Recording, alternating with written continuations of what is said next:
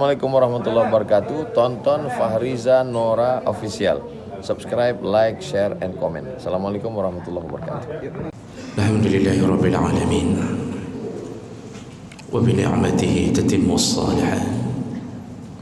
Asyhadu an la ilaha illallah wahdahu la syarika lahu.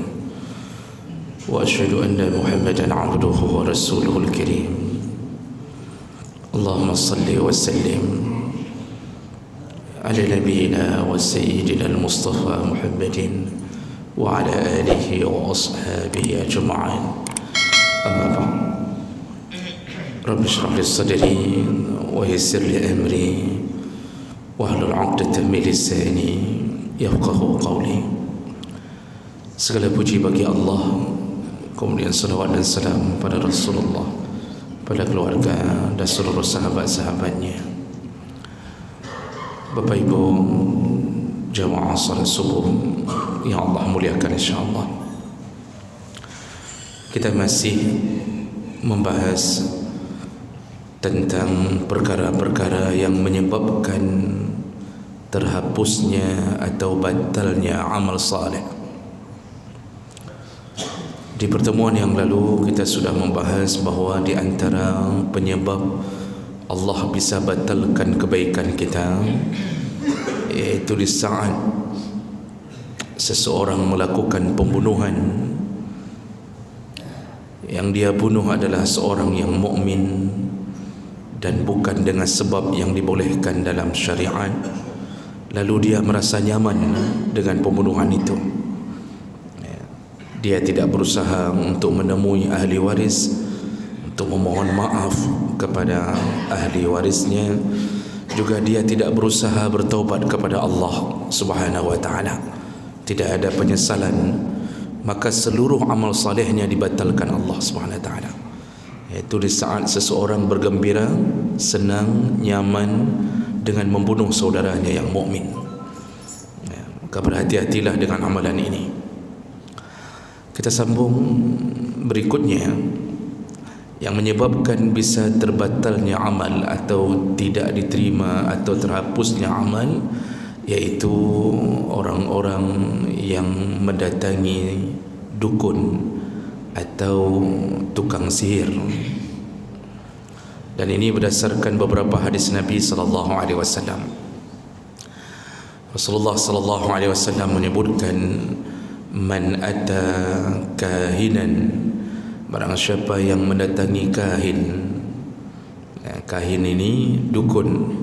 Orang Aceh biasanya pun orang-orang tua dulu menyebut kahin, yang mendatangi dukun.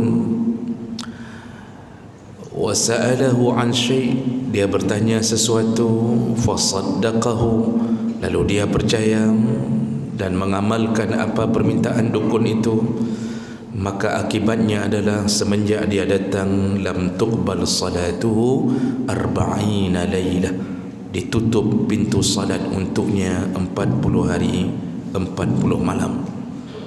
Artinya hanya dengan datang saja, walaupun dia salat, salatnya dihapus oleh Allah, dibatalkan oleh Allah, tidak diterima. Hanya dengan mendatangi dukun, bertanya dan percaya. Dalam hadis yang lain, Rasulullah tidak menyebut kalimat kahin, tapi menyebut arraf. Man ata arrafan, barang siapa yang mendatangi peramal, yang mendatangi peramal, yaitu yang meramal nasib, maka sama juga ditutup pintu salat untuknya 40 hari 40 malam. Nah, seandainya dia datang kali kedua, ditutup lagi 40 hari 40 malam. Datang kali ketiga, berubah menjadi 120 hari, tidak diterima salatnya oleh Allah. Kalau datang saja menjadi masalah, apalagi sampai menikah dengan dukun. Kalau datang saja, sekali datang menjadi masalah, apalagi orang sampai menikahkan anaknya dengan dukun. Dan ini adalah kebodohan yang nyata. Bapak Ibu yang Allah muliakan, sihir ini sudah ada dari semenjak zaman Nabi sallallahu alaihi wasallam. Bahkan sebelum itu Firaun itu menjadikan anggota-anggota atau tangan kanannya itu adalah tukang sihir. Semua urusan ditanya ke tukang sihir. Untuk menentukan kehidupan di istana Fir'aun, maka tukang sihirlah yang memutuskan. Ketika Bani Israel diguncang dengan sebuah putusan Fir'aun bahawa semua anak laki-laki yang lahir wajib dibunuh, itu akibat daripada kabar yang dihembuskan oleh tukang sihir Fir'aun bahawa engkau akan bermasalah dengan salah seorang anak Bani Israel.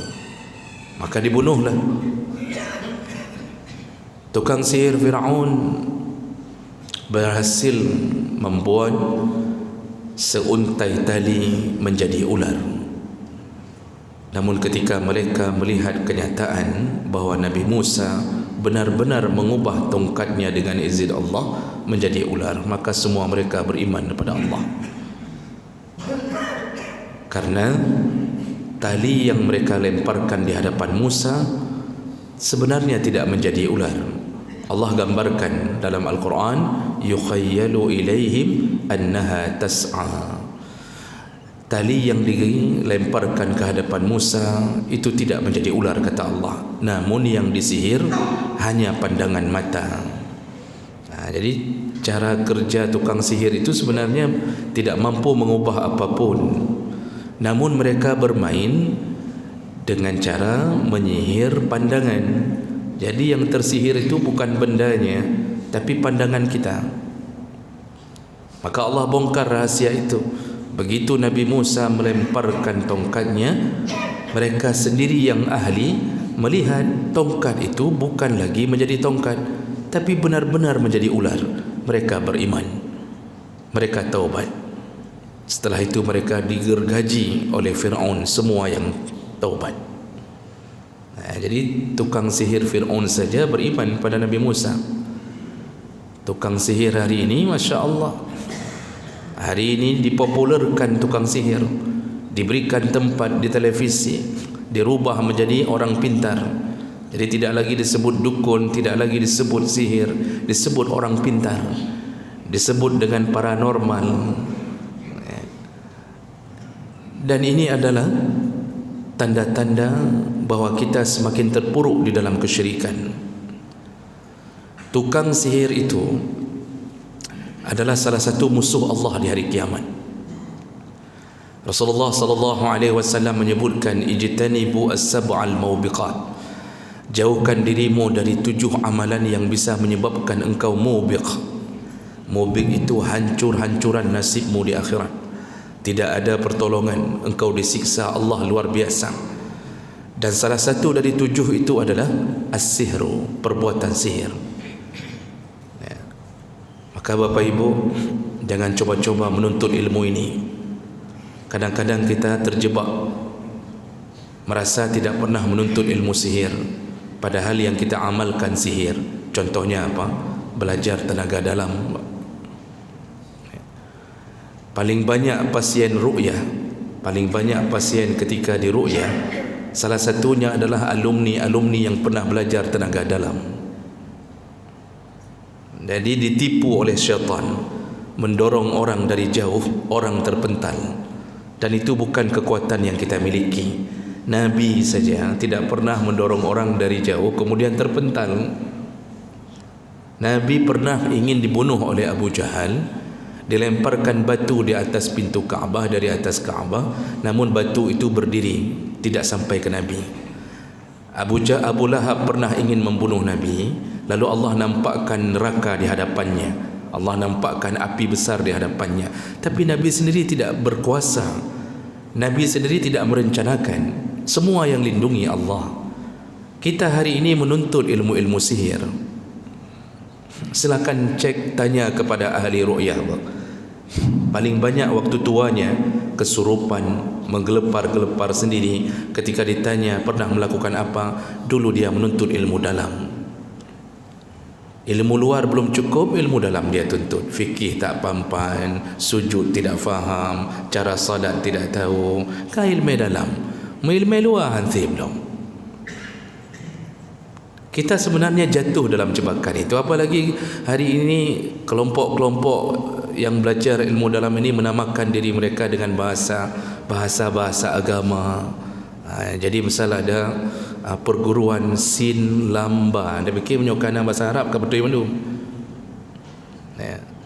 Nanti perguruan begini yang pakai nama-nama Arab, nama-nama yang baik, padahal kerjanya adalah sihir. Jemaah menekan Allah Subhanahu wa taala. Kesyirikan paling dibenci oleh Allah. Dalam dunia keajaiban yang dimiliki oleh manusia, itu yang diizinkan Allah ada beberapa tahap, tapi semua izin Allah.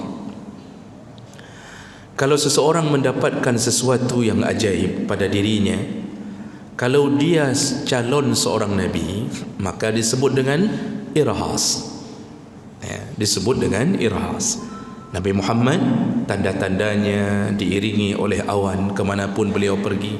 Lalu ada nampak tanda cetakan seorang nabi di belakang pundaknya, dan yang bisa melihat adalah para ahli, termasuk Waraqah bin Naufal, itu sepupunya Khadijah, melihat tanda itu. Kemudian juga pendeta yang dibawa Nabi waktu kecil oleh Abu Talib, dia mengatakan, kulihat tanda kenabian padanya. Seandainya aku hidup di waktu dia memproklamirkan dirinya menjadi Nabi, maka aku pun beriman kepadanya. Jadi ada tanda-tanda menuju kenabian. Itu disebut irhas. Itu keajaiban pertama. Lalu ketika sudah jadi Nabi, Allah beri mu'ajizat. Jadi tanda keajaiban kedua disebut mu'ajizat, dan itu hanya terjadi pada Nabi dan Rasul. Dan itu banyak sekali. Kalau Nabi Muhammad banyak sekali mengeluarkan air dari jari jemarinya. 70 orang berwudu dari air yang keluar dari jarinya. Kemudian Nabi Muhammad membelah bulan. Lalu semua yang diludahi Nabi dengan sengaja, dengan izin Allah, sembuh dari penyakitnya. Darahnya mu'ajizat. Tapi mu'ajizat yang paling besar dari diri Nabi adalah Al-Quran. Karena mu'ajizat yang lain sepanjang sejarah itu tidak mampu mengislamkan orang. Coba lihat sepanjang sejarah. Mu'ajizat Nabi Musa membelah sungai, membelah lautan. Habis belah, Bani Israel malah melawan Nabi Musa, mengatakan, kami tidak ada air, kami tidak ada minum, mintalah kepada Tuhanmu, kasihlah kami minum. Padahal baru dilihat bahawa lautan terbelah dan berdiri airnya qattaudil azim, kata Allah, bagaikan belahan batu yang sangat kuat. Jadi tidak turun-turun airnya. Tapi Masya Allah, mereka malah melawan Nabi Musa. Maka mu'jizat Nabi membelah bulan. Malah setelah membelah bulan, Abu Jahal CS, Abu Jahal DKK dan kawan-kawan malah mengatakan, ini sihir Muhammad, ini sihir, bukan beriman Pak, ini sihir Muhammad. Tapi mu'jizat Al-Quran, orang baca, orang terpana, orang terhanyut, lalu masuk Islam. Maka disebutlah mu'jizat terbesar. Lalu kelebihan Allah berikan pada manusia biasa yang saleh, yaitu pada wali-wali Allah, disebut dengan karamah. Karamah itu kemuliaan. Namun catatan Bapak Ibu yang Allah muliakan, karamah itu tidak bisa dituntut. Karamah itu datang tanpa sepengetahuan si wali tersebut. Karamah itu datang tiba-tiba kalau Allah menganggap layak, sudah waktunya menolong hambanya yang menjadi wali di antara manusia lain. Makanya karamah itu tidak bisa direncanakan.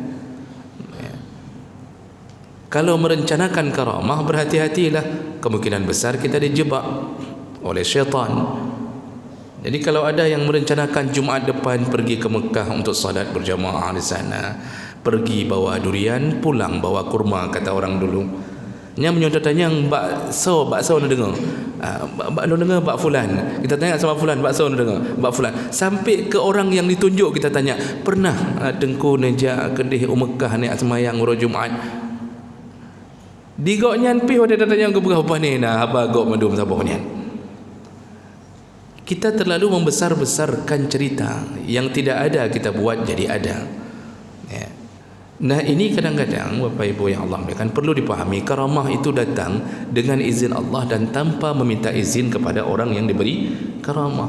dan itu bukan dituntut. Jadi tidak bisa karamah itu nuntut dengan menyebutkan ya qahar, ya qahar, ya qahar sampai 1000 kali, lalu malam hari menyebutkan ya latif, ya latif, ya latif, paginya sudah dapat karamah. Masya Allah, tidak ada, itu kebohongan, Pak. Iman kita ini bukan untuk berjalan di atas air. Iman kita ini bukan untuk terbang di atas angin. Iman kita untuk mendapatkan lebih daripada itu, yaitu keindahan surga, dan itu melebihi berjalan di atas air. Makanya bohong orang-orang yang kemudian mengatakan di antara karamah long, ini saya wariskan dari nenek moyang saya. Jadi dia mengatakan bahwa saya punya karamah, saya wariskan dari nenek moyang, saya bisa jalan di atas air. Berhati-hatilah, kemungkinan anda bukan dapat karamah, anda telah masuk ke dalam level berikutnya, yaitu sihir yang ditutupi oleh syaitan. Jadi karamah ini keajaiban yang Allah beri kepada yang dekat dengan Allah, tapi bukan dengan cara dituntut. Allah lihat, kalau waktunya datang Allah tolong dia, kemuliaan-kemuliaannya. Dan itu banyak. Umar bin Khattab itu ketika sedang khutbah Jumaat, tiba-tiba beliau mengubah pembicaraannya, tiba-tiba berubah jadi panglima perang. Dia katakan, sembunyi sebelah kanan, sembunyi, musuh datang dari sebelah kiri. Itu sedang khutbah Jumaat. Makmum bingung, ada apa? Kok tiba-tiba berubah judulnya? Ternyata turun dari mimbar, ditanya kepada Umar, wahai Umar, kenapa engkau tiba-tiba berubah? Sudah menjadi panglima perang di atas mimbar. Jadi dia memerintahkan pasukan begini, pindah sana, mundur. Kata Umar, Allah izinkan aku melihat pemandangan orang yang sedang berperang. Jadi waktu itu ada sebahagian banyak sahabat sedang dikirim untuk berperang. Saya lupa perang apa. Kemudian para makmum lain itu kan ingin memastikan benarkah perkataan Umar. Ketika pasukan perang itu pulang, lalu mereka bertanya, kalian waktu perang kemarin tu, kalian ada dengar suara Umar di sana? Apa kata mereka? Kami dengarkan suara Umar seperti kami mendengarkan dekat sekali. Barulah mereka percaya karamahnya Umar bin Khattab. Dan itu banyak. Pak Abu Bakar punya karamah, Utsman punya karamah, tapi mereka nampaknya tiba-tiba. Nah, ini hati-hati yang merasa mendapat karamah padahal sedang melakukan sihir. Jadi kalau sudah model tuntut ilmu kebal, menganggap diri wali Allah dengan kebal, dibacok tidak mempan, itu bukan karamah, itu sedang dijebak oleh syaitan.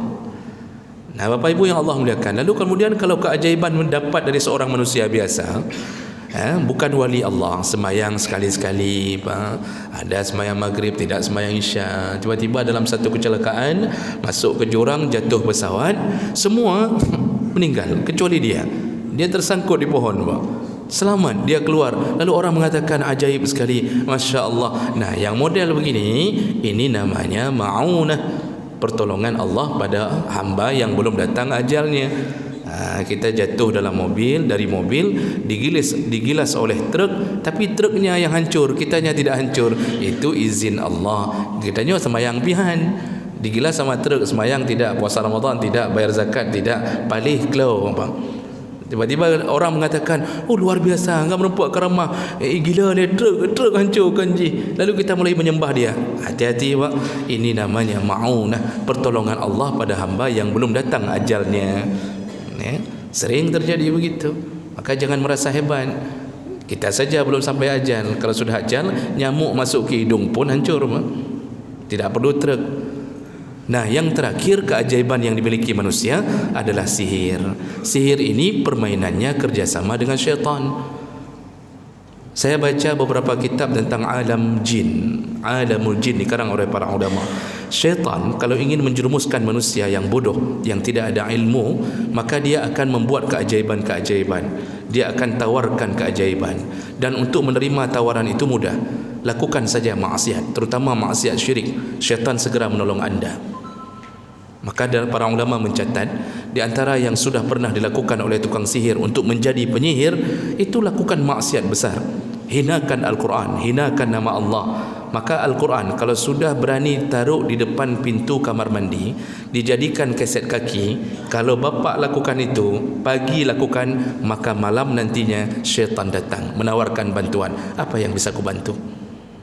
Kita merasa dibantu, kita suruh pelet ini, kita suruh guna-guna ini, kita suruh itu macam-macam, padahal kitalah yang sedang dijadikan korban. Nanti kalau maghrib disuruh telanjang, lalu masuk ke dalam lubang, disuruh memendam diri sebentar, disuruh buat ini, disuruh buat itu. Permainan sihir adalah permainan tipuan syaitan. Lalu kita menjadi orang yang dianggap punya keahlian untuk mengobati orang. Ciri-ciri berobat pada sihir selalu akan memainkan peranan syaitan. Dia akan meminta tumbal, tolong hadirkan kambing hitam, nyo dah pindah penyakitnya. Kita punya asam urat Pak Amsan, enggak sembuh-sembuh, ke doktor enggak sembuh, padahal Allah buat enggak sembuh supaya berkuranglah dosa-dosa kita dengan asam urat. Sekali kena asam urat, sekali kurang dosa kita, kan begitu. Tapi Masya Allah kita tidak sabar, kita datangi dukun, lalu kata dukun, oh bisa cari kambing hitam, kita pindahkan asam urat ini ke kambing. Di kambing pun bingung, dari dia asam urat dipindahkan lagi ke dia, kan bangai Pak. Kalau seandainya semua penyakit bisa pindah ke binatang, untuk apa kita belajar kedokteran? Lihatlah, semua binatang akan dapat kolesterol, tapi Masya Allah kita enggak pernah lihat binatang kolesterol, asam urat. Binatang stroke dan merepok-merepok, kenapa enggak pindahkan saja ke binatang? Inilah kebodohan. Yang sihir bodoh, yang percaya pun bodoh.